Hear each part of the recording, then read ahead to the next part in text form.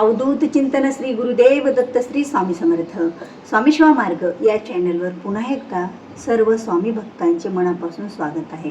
स्वामी भक्तांनो, गुरुपौर्णिमा हा जो दिवस असतो तो आपल्या सर्व शिष्यांसाठी जिव्हाळ्याचा असा दिवस।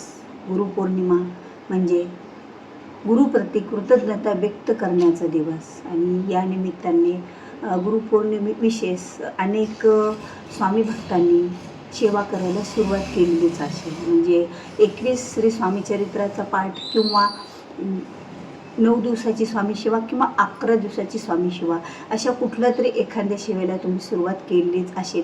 नसेल तर आणखी काही वेळ आपला गेलेला नाही आहे, कारण 10 जुलैला आहे गुरुपौर्णिमा आणि तोपर्यंत आपण 7 दिवसाची 5 दिवसाची किंवा कितीतरी आपल्याला जमेल तेवढ्या दिवसाची आपण सेवा करू शकतो।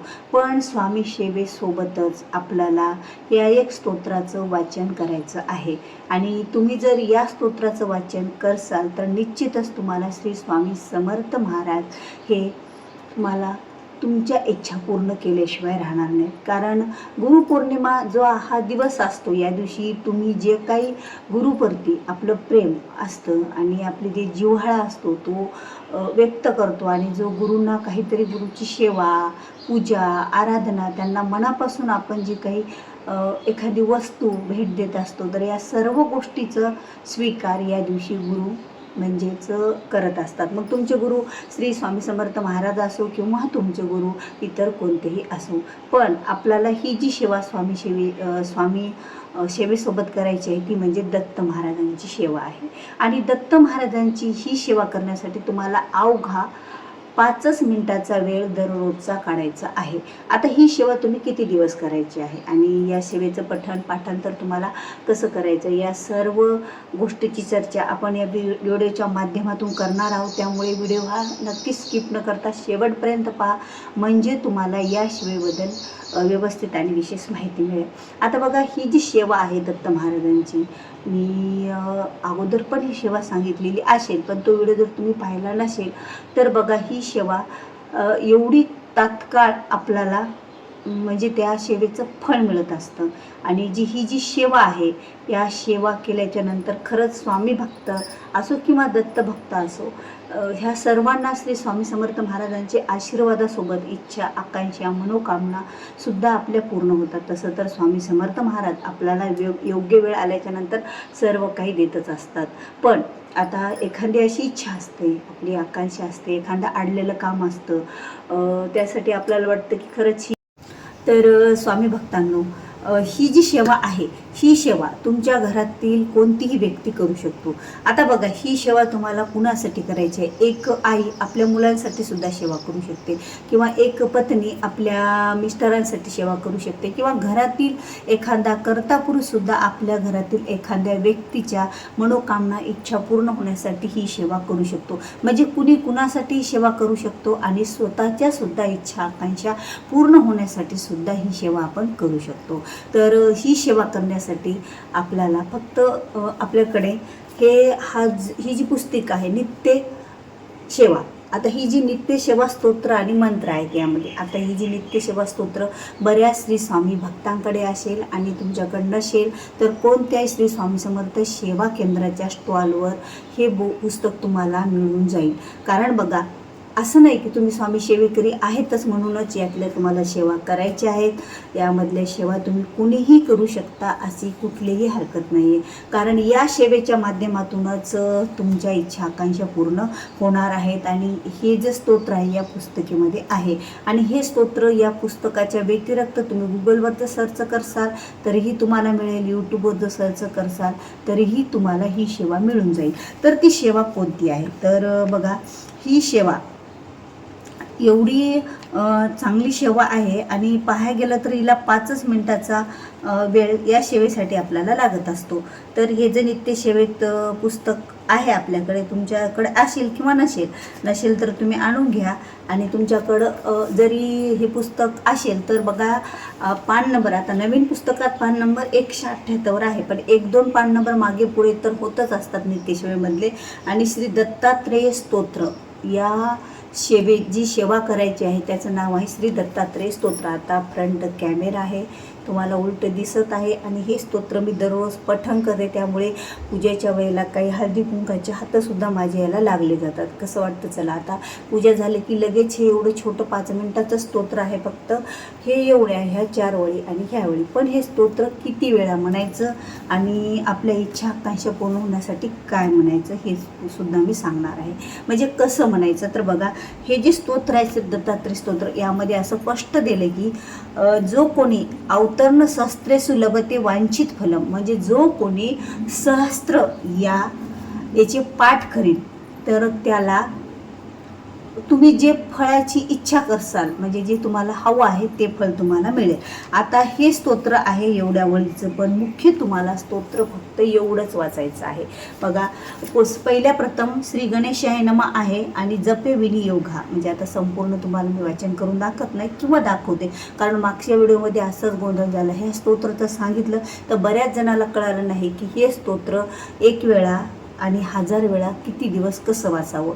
बघा, अगोदर मी तुम्हाला सांगते, हे स्तोत्र तुम्ही 10 दिवसात 1000 वेळा वाचा, दररोज 100 वेळा वाचा, किंवा हे स्तोत्र तुम्ही दररोज आता 3 दिवसात करू शकता किंवा एका दिवसात सुद्धा करू शकता, काही हरकत नाही. 1 दिवस जर हे स्तोत्र तुम्ही वाचन करत असाल तरी 2 ते 3 तासच तुम्हाला देवाच्या समोर बसून हे स्तोत्र वाचन करायचं आहे. आता 1000 स्तोत्र म्हणजे 1000 वेळा तुम्हाला एवढ्या वेळी वाचायचे आहेत का? ह्या नाही. ते 1000 वेळेला तुम्हाला किती वाचायचं हे मी तुम्हाला सांगते. पहिल्या प्रथम सुरुवात करताना पहिल्या दिवशी, आता पहिल्या दिवशी तुम्ही सुरुवात करायला या दिवशी एका दिवशी जर 1000 वेळा तुमचं झालं तर ठीक आहे, मग तुम्ही 5 दिवस करा, 200 प्रमाणे 200 पाठ, किंवा 8 दिवस करा. आता पहिल्या दिवशी म्हणजे ज्या वेळेला तुम्ही हे वाचायला सुरुवात केली त्यावेळेस विनियोग आहे. बघा, श्री गणेशाय नमः, श्री दत्तात्रय द्वादश स्तोत्र मंत्रशे परम हंस ऋषी श्री दत्तात्रय परमात्मा देवता अनुष्टप छंद हा सकल कामना सिद्धते विनियोगा जपे विनियोगा. मग हे जे एवढं जपे विनियोग, ह्या पहिल्या 2 ओळी आहेत स्तोत्राच्या, त्याच्या हातावर पाणी घ्यायचं, ह्या विनियोग म्हणायचा, सरळ हाताने पाणी तांबण्यात टाकायचं. ज्या वेळेला पहिल्या म्हणजे तुम्ही वाचन करायला बसले आणि ही पहिली वेळ वाचण्याची आहे तेव्हाच हा विनियोग करायचा. नंतर बघा, नंतर तुम्हाला आता तुम्ही त्याची विभागणी समजा 200 वेळा केली असेल तरी, पण किती वेळा म्हणजे संपूर्ण दररोज वाचायचं नाही. तुम्हाला पहिल्या वेळेस आज 5 दिवसाचं किती दिवसाचं करू, पण पहिल्या वेळेस हा विनियोग घ्यायचा, नंतर तुम्हाला घ्यायची गरज नाही. म्हणजे दुसऱ्या दिवशी परत तुम्ही सुरुवात केली वाचायला, आज 200 वाचन केले, उद्या पुढचे पाठ वाचायला म्हणजे राहिलेले आता 800 राहिले तर 200ची विभागणी केली, तर दुसऱ्या दिवशी ज्यावेळेला तुम्ही सुरुवात करशाल तेव्हा विनियोग घ्यायचा. पण एकाच जागेवर बसून 1000 किंवा 500 काही पाठ करायचे असले एका जागेवर बसून त्यावेळेला तुम्ही कितीही पाठ करत असाल तरी एकच वेळा हा विनियोग करायचा असतो. आता पुढचं काय माहिती आहे का, हे ज्या 1000 ओळी कशा वाचायच्या बघा. प्रथमस्तु महायोगी, द्वितीय प्रभुश्री, तृतीय त्रिमूर्ती, चतुर्थ ज्ञान सागरम, पंचम ज्ञान विज्ञानम, षष्ठार्थ सर्वमंगलम, सप्तम पुंडरीकाक्षम, अष्टम देववल्लभम, नवम नमदेवशे, दशमो नंददायका, एकादशी महारुद्र, द्वादश करुणाकर. फक्त हे जे 12 नावं आहेत दत्तात्रय महाराजांची, इथंच एवढेच 12 नावं तुम्हाला 1000 वेळा म्हणायचे आहेत. मग आज तुम्ही की 10 दिवसासाठी वाचन करेल, मी 30 तारखेला सुरुवात करेल ते 10 तारखेपर्यंत हे वाचन करेल, तर तुम्हाला पहिल्या दिवशी जर 100 करायचं असतं तर 100 वेळा हे एवढंच वाचायचं. मग ज्या वेळेला तुम्ही उठसाल, आता विनियोग सुरू केला, तुम्ही एका दिवसात वाचो, दररोज वाचो, मग एवढं हे फक्त एवढ्याची मोजणी तुमची होणार आहे. तेवढी प्रथमस्तु महायोगी ते करुणाकर हापर्यंत हे जे 12 नाव आहेत दत्त महाराजांचे, एवढेच तुम्हाला 1000 वेळा वाचायचे आहेत. आता पहिल्या दिवशी तुम्ही बसल्या 200 100 काय तुम्हाला पाठ करायचे केले, तुम्ही विभागणी केली, हे एवढे नाव वाचले फास्टमध्ये, आणि नंतर हे शेवटचं उठताना शेवटच्या वेळेला हे शेवटचं वाचायचं. म्हणजे मग तुम्ही एका दिवसात करा, 5 दिवसात करा, 3 दिवसात करा, असं काही हरकत नाही, पण तुम्हाला अशा पद्धतीमध्ये हे वाचन करायचं आहे. आणि फक्त विनियोग हा पहिल्या प्रथम वाचायचं, आणि हे मधल्या ओळी तुम्ही संख्या मोजून वाचायचे किती आज करायचे, आणि शेवट उठताना हे संपूर्ण तुम्हाला वाचन करून उठायचं. मग आता तुम्ही एका दिवसात करत असलं तर विनियोग एकदाच होईल, संपूर्ण एकदाच होईल. मधल्या ज्या 2 ओळी आहेत प्रथमस्तु महायोगी करुणाकारापर्यंत, तर त्या तुमच्या जितक्या 1000 वेळा होत्या, म्हणजे 1000 वेळा, कारण याचे पाठ तुम्हाला 1000 वेळा करायचे. पण विजय प्राप्त करून घेणार, म्हणजे सर्व गोष्टीत यश प्राप्ती, विजय प्राप्ती करून देणारी जी सेवा आहे ती म्हणजे दत्तात्रय द्वादश नामस्तोत्र. खरंच हे स्तोत्र एवढं प्रभावशाली आहे की या स्तोत्राने अनेक सेविकांच्या इच्छा आकांक्षा सुद्धा पूर्ण होणार आहेत। आणि गुरुपौर्णिमा जर विशेष आपण ही सेवा करत असेल तर जसं आपण म्हणतो ना, दुधात साखर पडावी तसं, दुधात साखर पडावी तसं आपल्या इच्छा पूर्ण होत्या, म्हणजे आणखीनच गोड, आणखीनच सेवेचा लाभ आपल्याला मिळला जाईल। मग ही 5 दिवसाची सेवा करा तुम्ही, 3 दिवसाची करा, 1 दिवसाची करा, 2 दिवसाची करा। 2 दिवस करायचं असलं तर 500 वेळा वाचा, कारण 2च ओळी तुम्हाला 500 वेळा वाचायचे आहे। ज्या वेळेला बसाल त्यावेळेला एकदा विनियोग, शेवटच्या उठताना पूर्ण वाचून काढायचं, म्हणजे ह्या 2 वेळी 500 वेळा सहज होऊन जातात। तर खरंच कुठलीही इच्छा असो मग ती पूर्ण झाल्या व्यतिरिक्त राहणार नाही। अनेक सेवेकरांचा अनुभव सिद्ध अशी ही सेवा आहे। आणि खरंच स्वामी भक्तांनो किंवा कुणीही जर ही सेवा करसाल तर दत्त महाराज स्वामी महाराजांच्या कृपेने तुमच्या सर्व इच्छा आकांक्षा पूर्ण झाल्याशिवाय राहणार नाहीत, कारण आयुष्याचं सोनं होईल आपल्या। गुरुपौर्णिमा हा दिवस खरंच आपल्यासाठी काहीतरी वेगळं, आणि गुरुपौर्णिमा अशी जर सेवा करसाल तर गुरुपौर्णिमेनंतर तुमच्या खरंच सर्व इच्छा आकांक्षा जी काही असेल ती पूर्ण होईल। बघा आता 1000 वेळा जर तुम्हाला स्तोत्रमंत्र म्हणायचं आहे तर कोणतीही संकल्प करताना एकच इच्छा त्याच्यात मांडा। आता जी विनियोग मी तुम्हाला सांगितलं त्या अगोदर एक तुम्हाला संकल्प करायचा आहे, तसंच हातावर पाणी घ्यायचं, आपलं नाव त्याच्यात थोड्या अक्षता टाकायच्या पाण्यामध्ये आणि संकल्प करायचा की मी माझी ही इच्छा पूर्ण होण्यासाठी हे स्तोत्र 1000 वेळा वाचणार आहे आणि इतक्या दिवसात वाचणार आहे असं म्हणू नका। कधी जर आपल्याला अडचण आली तर गुरुपौर्णिमेच्या पुढे सुद्धा आपण गेलं तुमचं वाचन काही न जाणो अडचण आली, त्यामुळे किती दिवसात वाचन करायचं असं म्हणायचं नाही, फक्त 1000 वेळा मी वाचन करील असं म्हणायचं।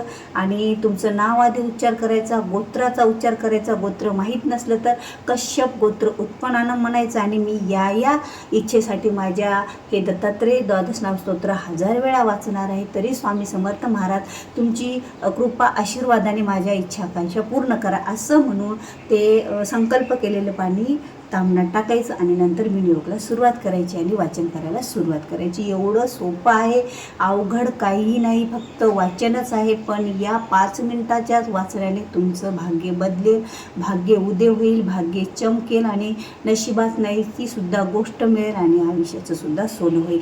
तर चला स्वामी भक्तांनो, बघता बघता आपल्याला खूप व्हिडिओ हा मोठा झालेला आहे, तर तुम्हाला व्हिडिओ आवडला असेल तर व्हिडिओला लाईक करा, जास्तीत जास्त लोकांपर्यंत हा व्हिडिओ शेअर करा, जेणेकरून तुमचे मित्रमंडळ नातेवाईक यांनासुद्धा इच्छा आकांक्षा पूर्ण होण्यासाठी हा व्हिडिओ तुम्ही शेअर करा।